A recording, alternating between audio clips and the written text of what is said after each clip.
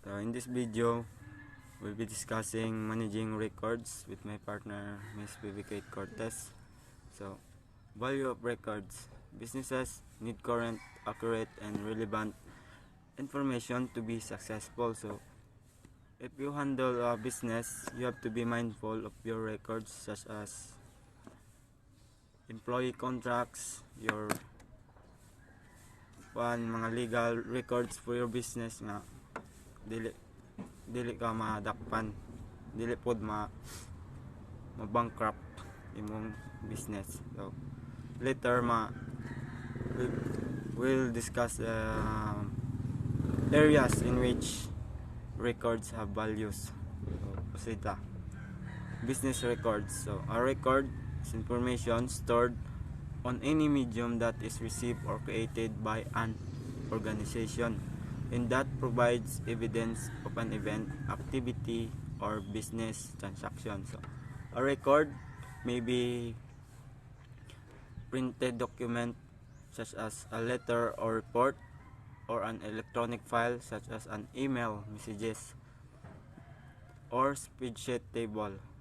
Sound recordings, movies, photographs, and images on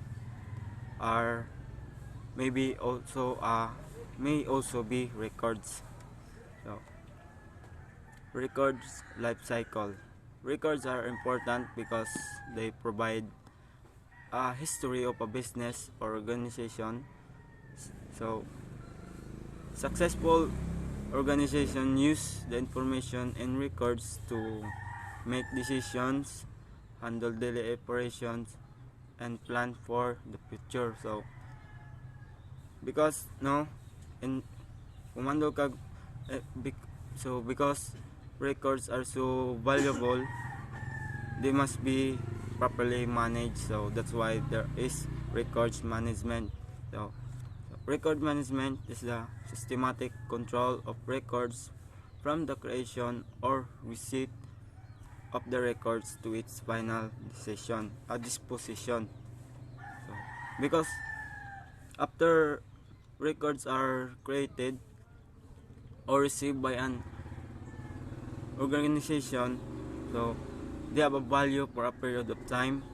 During this period of time, records are stored and may be retrieved for use. So eventually, most records are destroyed because they are no longer useful. So the records life cycle have 5 phases. So first one is the creation or receipt of the record. Second, the distribution of the record to people inside or outside the company who use the information. Third, use of the record, so for making decisions, locating information, and so on. Fourth, maintenance of the record, filing and retrieving as needed. The last one is the disposition of the record, so for retaining the record or destroying. Documents or messages that have no continuing value to the business or organization are not considered records and should not be kept. So these documents should be discarded after they are read. For example, yung mga messages, mga email, that mga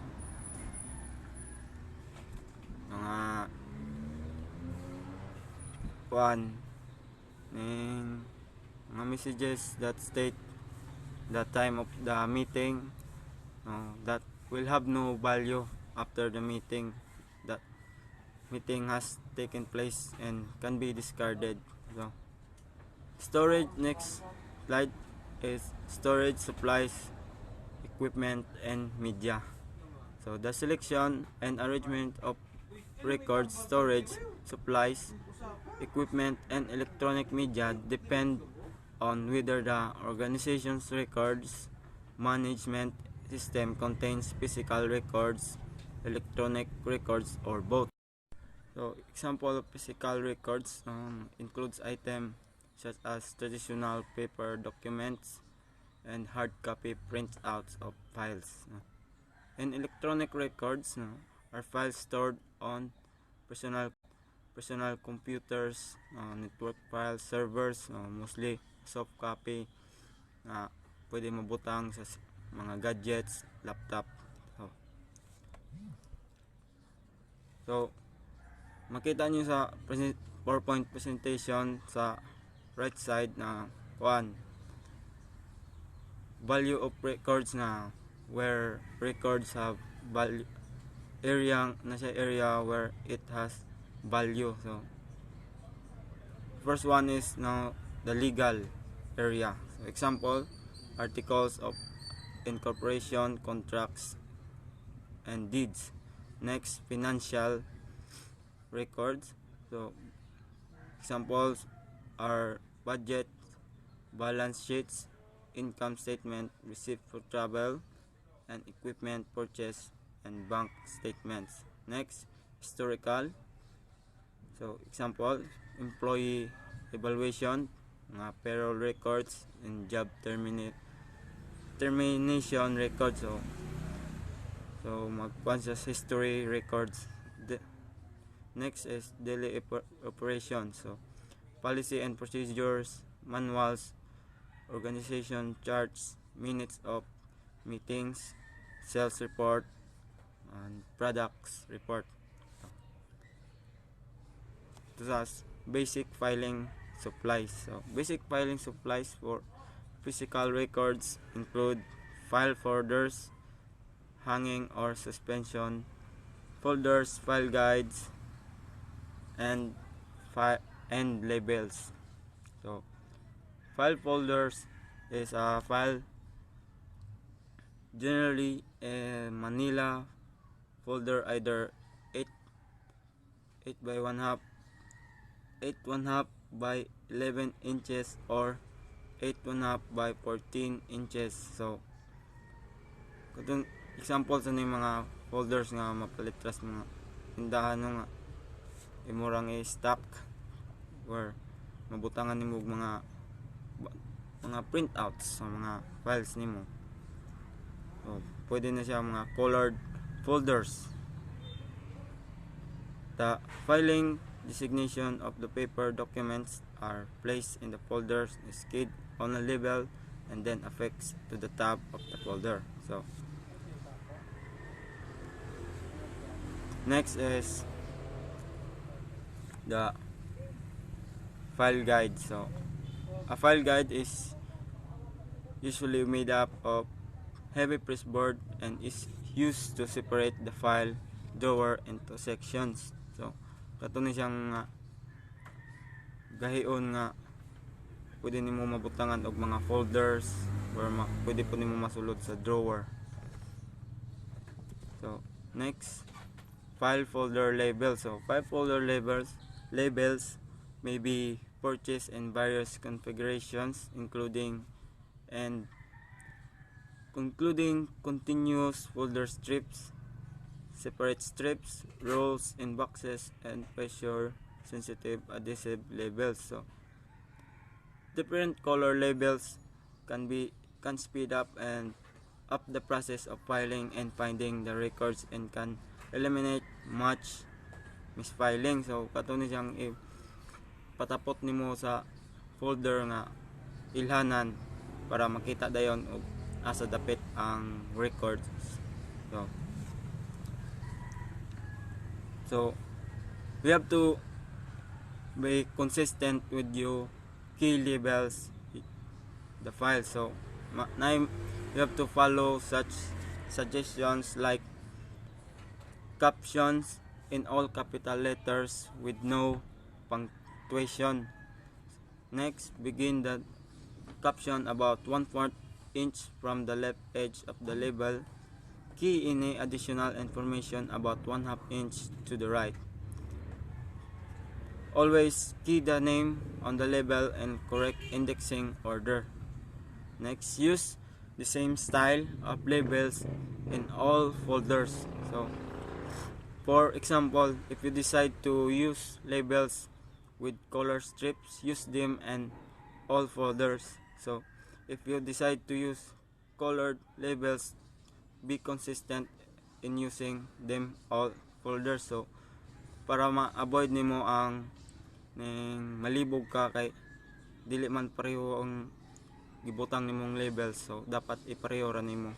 So next, key wrap around side tab labels for lateral file cabinets both above and below the color bar separator to so the information is readable from both sides. So next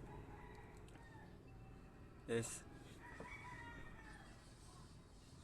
equipment for physical records. So, vertical drawer cabinets are the traditional storage cabinet for physical records. So, kita mo mga divider, pwede mo butang ilang gipanggamit nga butanganan og mga files.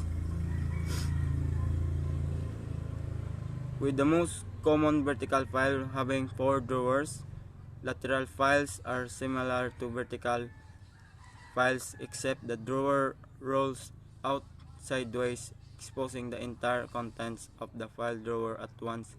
Lateral files require less aisle space than vertical files. So, movable aisle system consists of modular units of open shelf files mounted on tracks in the floor. Files are placed directly against each other. Wheels or rails permit the individual units to be moved apart for access. So when you say movable aisle system, katuning ilang mga cabinets nga where they store their files nga pwede ra mabahig mairog-irog nga mga cabinets nga dali ra. So next we proceed with the equipment and media for electronic records. So the personal computer is a major electronic filing equipment component with database and document management software. So the personal computer that is networked with other PCs can provide electronic document storage and retrieval, serve as an access device for scanned and electronically generated documents, maintain records, inventories, retrieve documents stored electronically, and store records, retention, and destruction data. So when you say equipment and media for electronic records, example ani katong mga pwede nimo mabutang mga record is flash drive, SD card, or pwede pod kuan ning sa imurang gadget, cellphone na pwede mo mabutangan og records. So next is microform media. So in addition to the storage of records and papers electronic form, microforms may be used to records. So microform is a general term for micro image media such as microfilm and microfiche. So there are two common types of microforms. So first one is microfilm. It's a roll of film that contains a series of frames or images. Katuning mga parehanang sa kamera, mga karaan nga kamera. Microfiche is a sheet of films that contains a series of images arranged in a grid pattern. So Most applications of microform storage are for records that are inactive or frequently accessed. So for example, personal department store, personnel records of former employees on microforms, and libraries store newspaper on microforms. So little space is required to store microforms records compared to the space required for paper records. So next, record storage system. Records may be organized in alphabetical order, numerical order, or a combination of both. So records in a physical or electronic system may be stored by either of these methods. So this one is alphabetic storage methods.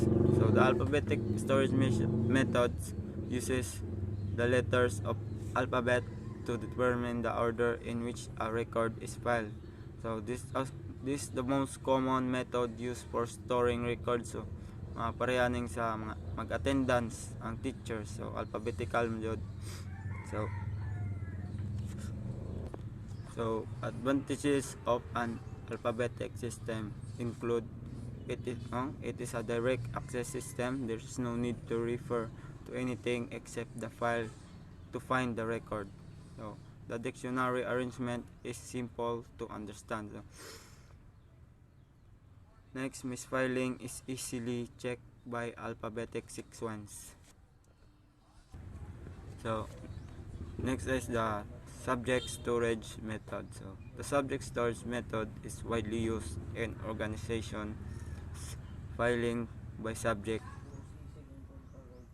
requires that each record be read completely to determine the subject at time, which is a time-consuming process. So for example, one person who classifies records about advertising promotions may determine that the subject is advertising, while another person may determine that the subject is promotion. So that's why this method is difficult to control.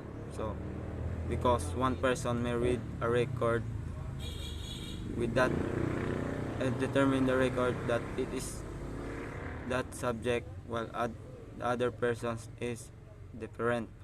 So most subject systems are more complex and require some type of index. So an index is a listing of the names or titles used in a filing system. Without an index, it is almost impossible for the subject storage method to work well. So next is geographic storage method. So another variation of an alphabetic system is the geographic storage method, in which related records are grouped by location, which geographic filings is considered a direct method if you know the location of the file needed. If you do not, it is an indirect system and requires a separate geographic index file in a physical system or the appropriate keyword. So numeric storage method. So under the numeric storage method, so records are given numbers. So unlike sa alphabetic method, numbers are gamit sa numeric storage methods and are arranged in a numeric sequence when stored. So the numeric method is particularly useful to organizations such as insurance companies that keep records according to policy numbers, law firms that assign numbers to cases and or clients, real estate agents that list properties by code numbers. So a physical numeric file rather has four basic parts. First, numeric file. Second, alphabetic general file. Third, alphabetic index, which a file containing the names of individuals, organizations, and companies with the number that has been assigned to each one. Fourth, accession log, which is a file containing a list of the numbers that have been used. So next, consecutive storage method. So in the consecutive storage method, also called serial or straight number filing, each digit is an indexing unit. So the first digits of a number are compared to determine filing order. When the first digits are the same, the second digits are compared, and so on. Next is the terminal digit storage method. So terminal digit filing means organizing your files by the last digit in a set of numbers. So simple example is, instead of filing a customer or a vendor records by their business or personal name, you use their phone numbers. Social security numbers, or assigned arbitrary. So filing procedures for physical records. So when filing physical records such as paper documents, certain procedures should be followed before placing the record in the file. Physical records should be inspected, indexed, coded, and sorted in preparation for storing the records. So each step is described below. No? First one is expecting. Expecting is checking to see that the record is ready to be filed. A release mark such as a supervisor's initials, a file stamp, or some other agreed upon designations lets you know that the record is ready to be filed. Second, indexing is determining the filing segment by which the record is to be filed. The name, the subject, the number, or the geographic locations according to the procedures defined for the filing system.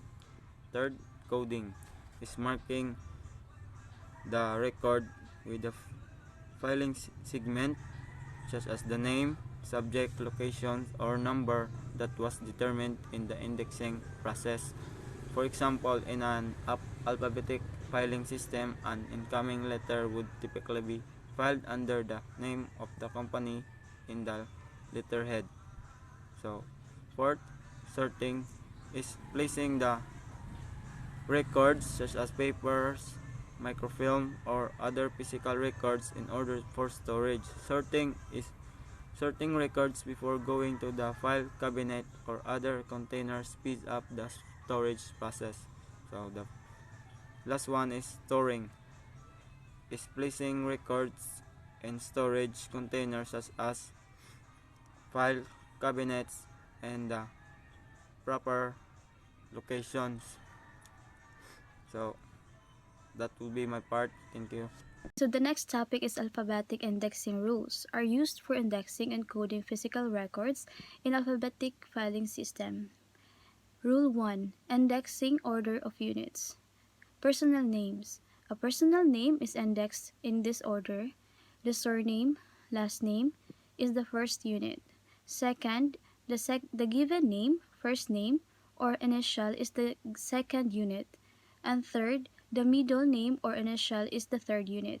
If it is difficult to determine the surname, consider the last name written as the surname.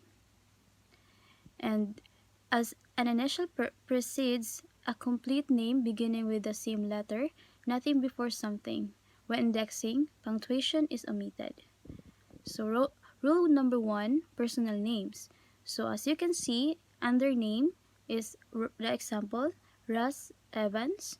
So the unit 1 is Evans, since Evans is the surname. And then unit 2 is the name. So name is Russ, and then unit 3, there's In the unit 3, there's no middle name, so so you can put there blank. So since there's no any given initial. So here's the example B, business names. Business names are indexed as written using letterheads or trademarks as guides. Each word in a business name is considered a separate unit. Business names containing personal names are indexed as written. So rule number 1, business names. For example, name Juan Juarez Foods. So so the unit or the name is under the name is or unit 1 is Juan, and then unit 2 is Juarez, and then unit 3 is foods. And then the second example is Melford Auto Repair. So under the name is Melford, and under the unit 2 is auto, and then the unit 3 is repair. Example, rule 2 or rule number 2. Minor words and symbols in business names. Articles, prepositions, conjunctions, and symbols are considered separate indexing units. Symbols are considered as spelled in full. When the word appears as the first word of a business name, it is considered the last indexing unit.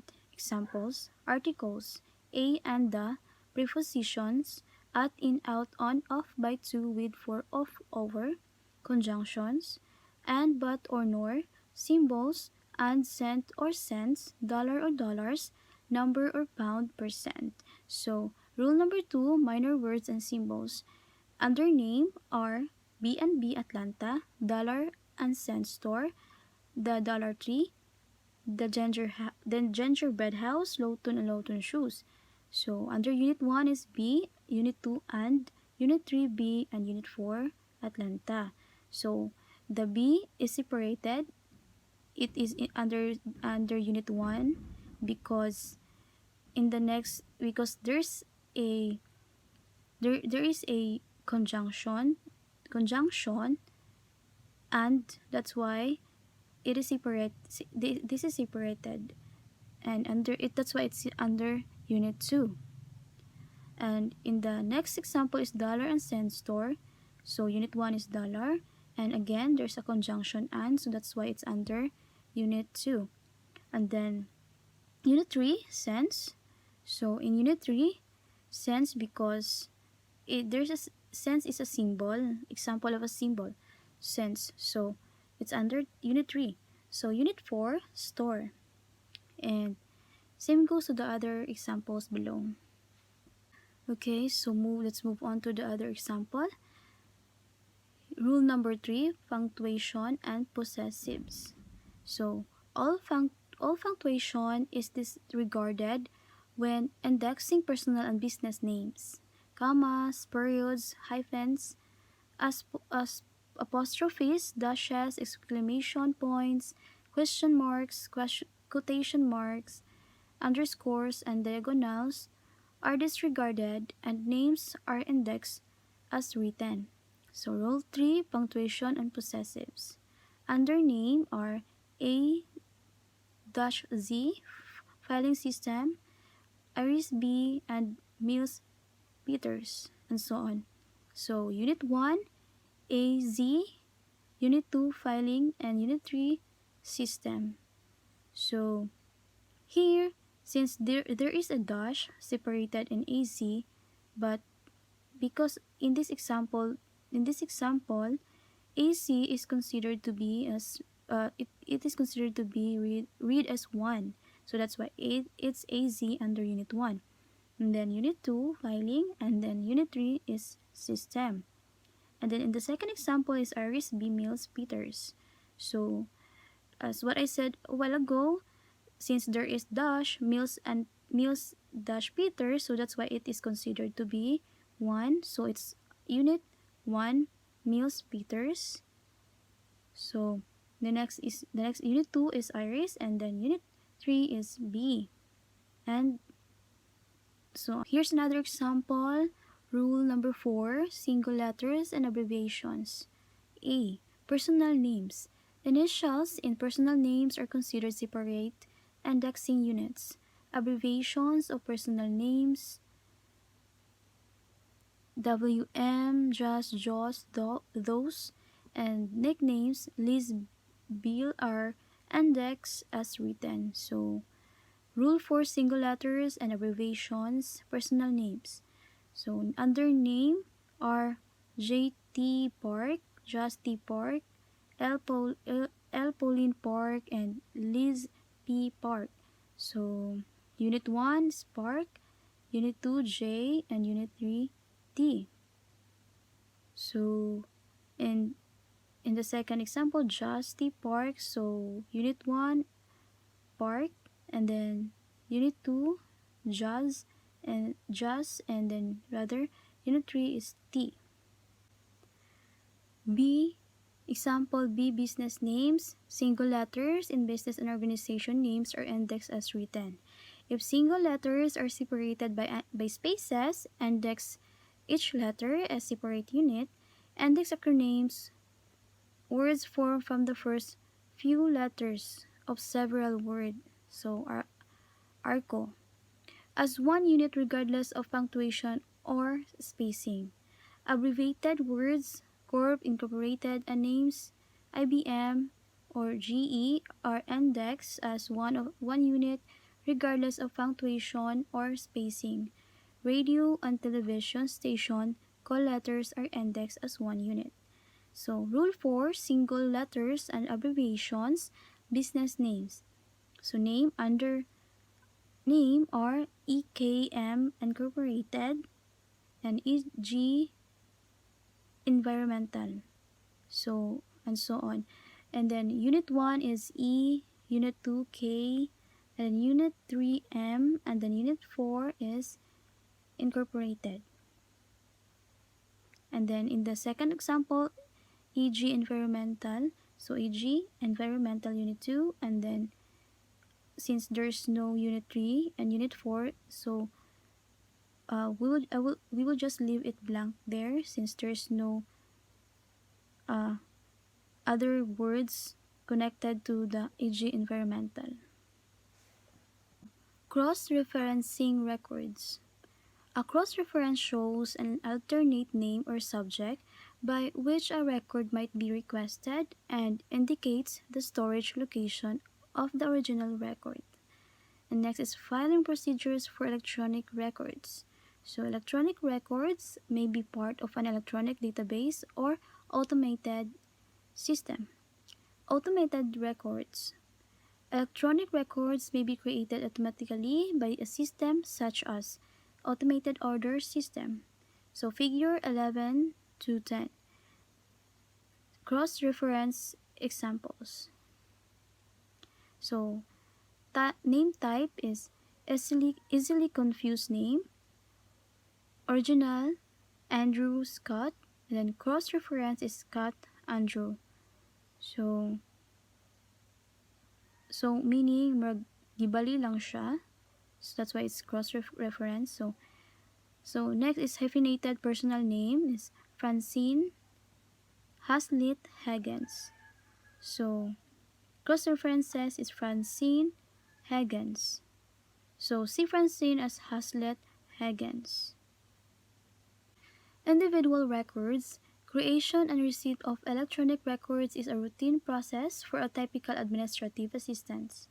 Database records. A database is a collection of records about one topic or related topics. So figure 11 to 12 for database table.